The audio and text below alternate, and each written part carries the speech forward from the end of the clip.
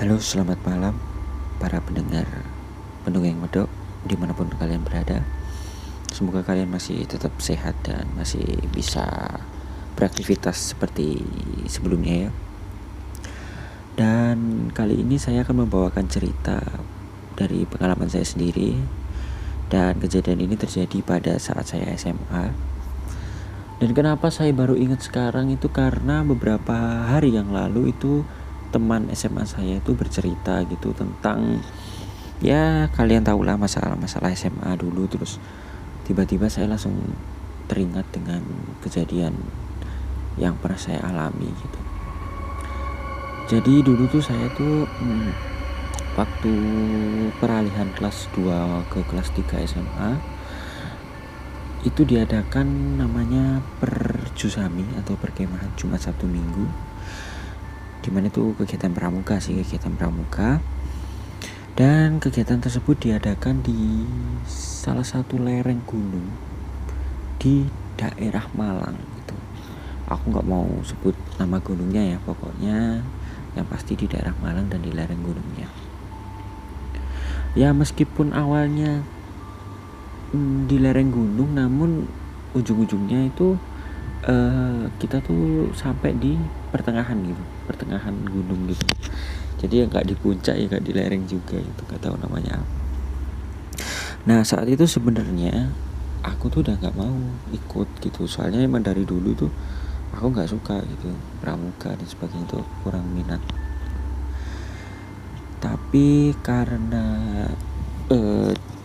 dulu tuh ada pemaksaan dan ancaman gitu dari pihak sekolah, yang mana ancaman itu memang bener-bener buat kita semua tuh takut gitu. Jadi kalau tidak ikut pramuka sampai 3 kali bolos gitu, diancam untuk tidak dinaikkan kelas gitu.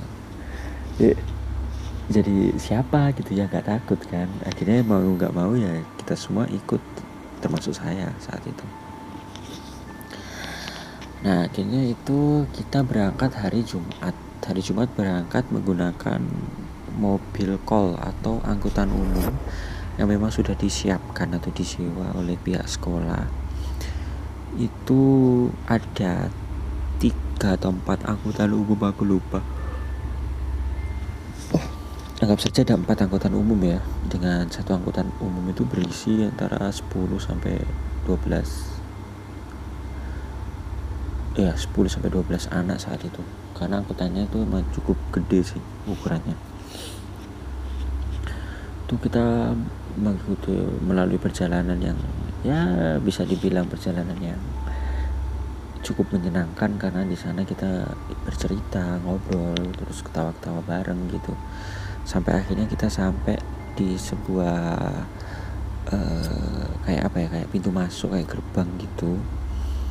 Terus ada tanah lapang di sebelahnya, dan kukira awalnya tuh kita tuh kemah di situ, ngecamp di situ. Ternyata enggak gitu. Ternyata setelah sampai situ kita harus melakukan perjalanan lagi tuh, naik ke atas gitu. Dan pembinanya nih, kakak-kakak pembinanya bawa motor, tapi ada beberapa yang jalan sih. Nah sisanya nih yang kami yang pesertanya ini jalan semua.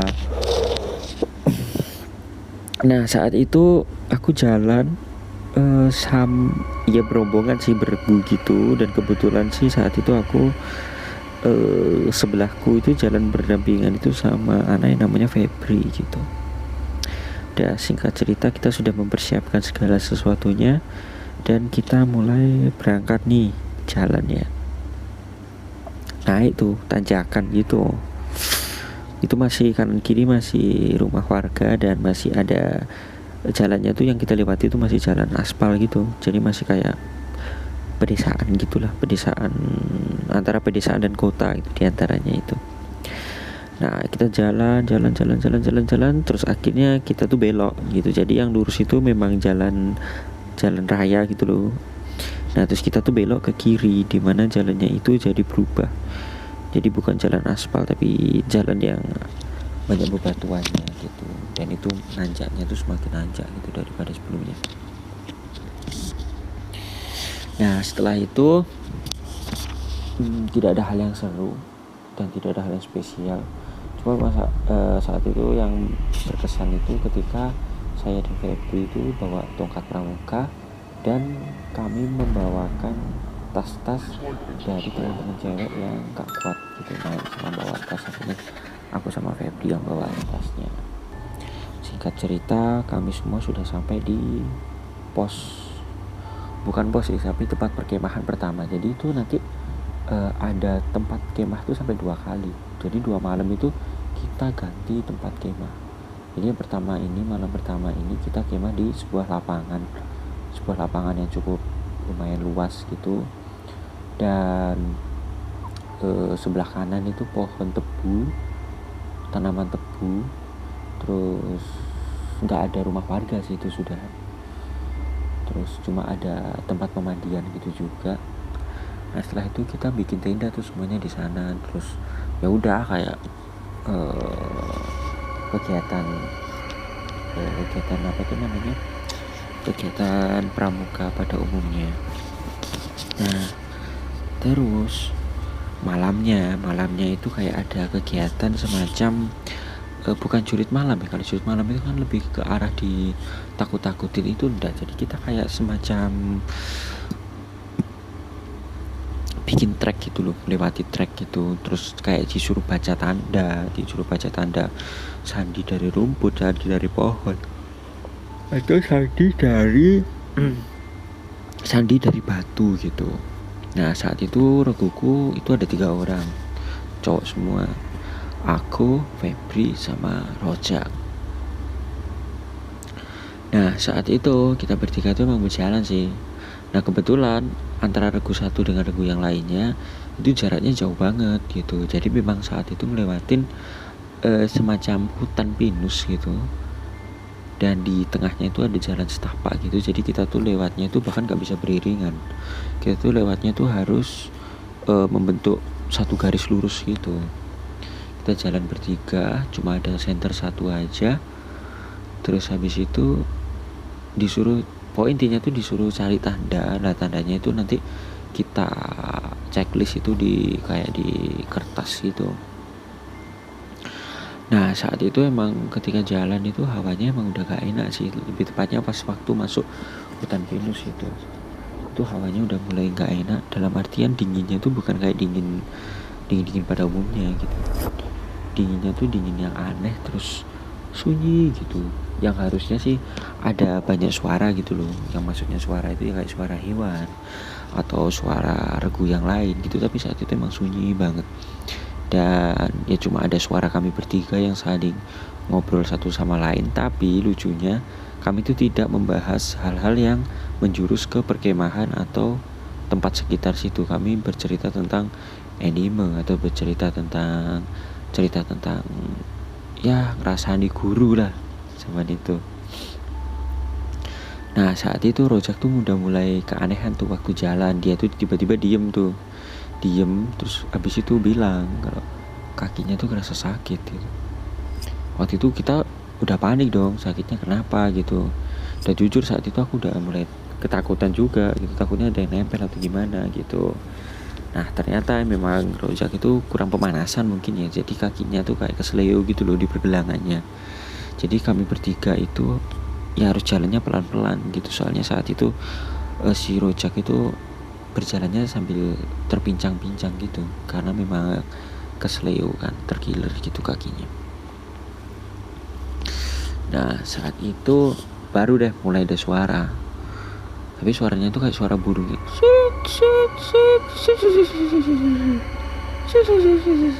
Nah seperti itu. Nah katanya kalau ada burung itu berarti biasanya di sekitar burung itu ada hantu atau ada setan gitu. Nah otomatis kami bertiga itu sama-sama saling beradu pandang dong. Terus habis itu tapi diem, kita bertiga gak ngomong, gak apa gitu. Saling tatap-tatapan, habis itu lanjut jalan lagi.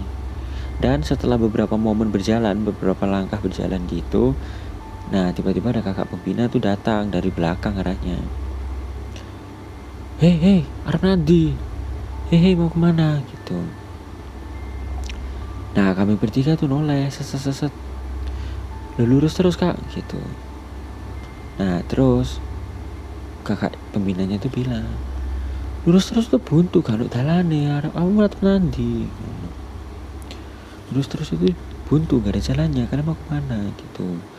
Terus kita bertiga tuh menjelaskan, ya mau ngelewatin jalan ini, wong ini ada jalan setapaknya kan, aku bilang gitu. Nah terus pembari ngono, kakak itu tuh memaksa kita untuk pokok intinya tuh nggak ada jalan lurus itu, jalannya itu belok ke kanan. Nah saat itu kita bertiga ngelihat waktu belok ke kanan itu nggak ada bekas kayak jalan setapak itu, nggak ada, jadi langsung rerumutan ilalang gitu loh. Nah yang ada itu yang jalan lurus itu. Kita sempat beradu argumen di situ. Terus akhirnya si kakak pembina itu tadi bilang, "Ya wes sekarepmu," bilang gitu. "Ya udah terserahmu."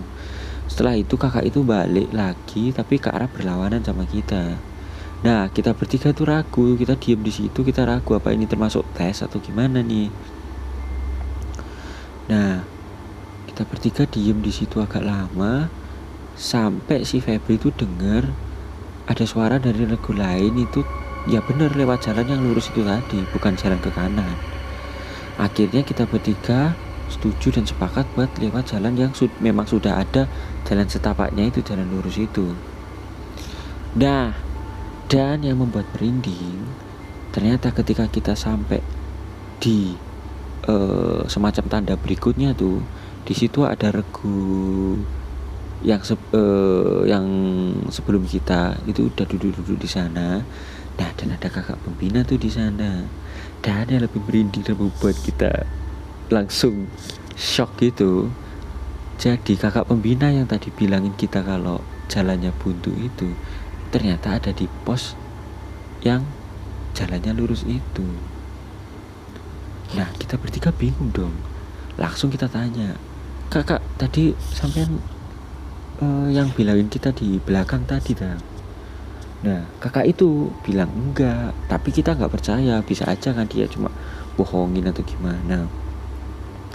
Nah akhirnya aku langsung tanya tuh ke regu sebelumnya yang memang udah dari tadi di situ, dan si regu itu membenarkan perkataan kakak pembina itu, bahwasanya kakak pembina tersebut dari tadi di situ dan tidak kemana-mana karena memang menjaga tanda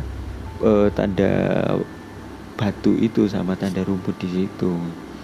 Dan memang nggak boleh kemana-mana sih, karena ada beberapa orang yang tugasnya memang mengecek beberapa peserta itu keluar jalur atau enggak.